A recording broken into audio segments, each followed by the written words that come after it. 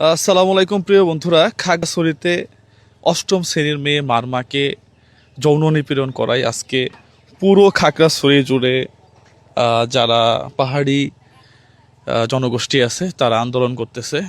আমরা যারা ট্যুরিস্ট আসলেই যারা আমার এই ভিডিও দেখতেছেন তাদেরকে জানিয়ে রাখি, আমরা যারা ট্যুরিস্ট তাদের জন্য কিন্তু এখন একটা গলার কাটার মতো হয়ে গেছে। আমি আমি আজকে সাদেক চলে যাইতাম, কিন্তু শুধুমাত্র এই যে আন্দোলন, এই আন্দোলনের জন্য আমরা আসলে সাদেকের দিকে যেতে পারতেছি না। পাশাপাশি এখানে যারা আন্দোলন করতেছে ওরা সবাই আমাকে চেনে। ওরা বলতেছে, ভাই আপনি ভিডিও করেন, কোনো সমস্যা নাই, আমরা একটি সাইডে থাকি। হ্যাঁ, কোনো সমস্যা নাই, আপনারা সাইডেই থাকেন।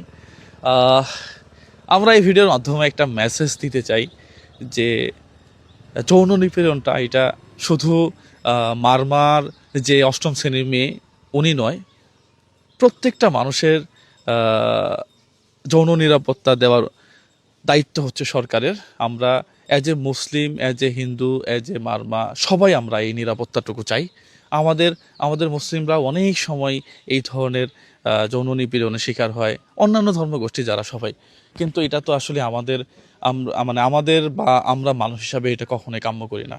পাশাপাশি আমি আশা করব, হ্যাঁ, যে কালকেই এটা শিথিল হয়ে যাবে এবং আমরা আমরা নিরাপদে সাজেক গিয়ে ঘুরে আসতে পারবো। এখানে শত শত টুরিস্ট যারা আটকা পড়ে আছে শুধুমাত্র এই হরতালের জন্য।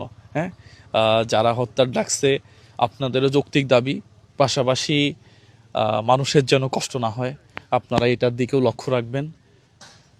আমি নিজেও এর বিচার চাই। আমি নিজেও বিচার চাই যে একজন ধর্ষিতা নারীকে ধর্ষণ করে সে বাইরে ঘোরাফেরা করবে, এটা তো কোনোভাবেই কাম্য নয়। হ্যাঁ, তার তার সর্বোচ্চ পরিমাণ শাস্তির দাবি আমি এবং আমার দর্শকরা যারা আছে তাদের পক্ষ থেকেও করি। প্রিয় বন্ধুরা, সবাই ভালো থাকবেন, সুস্থ থাকবেন। সর্বশেষ খাগড়াছড়ির পরিস্থিতি হচ্ছে একটা গাড়ি এক পাশ থেকে আরেক পাশে, মানে ওই দুই চাক্কার পরের যে বাহনগুলা সেগুলো আর যেতে পারছে না।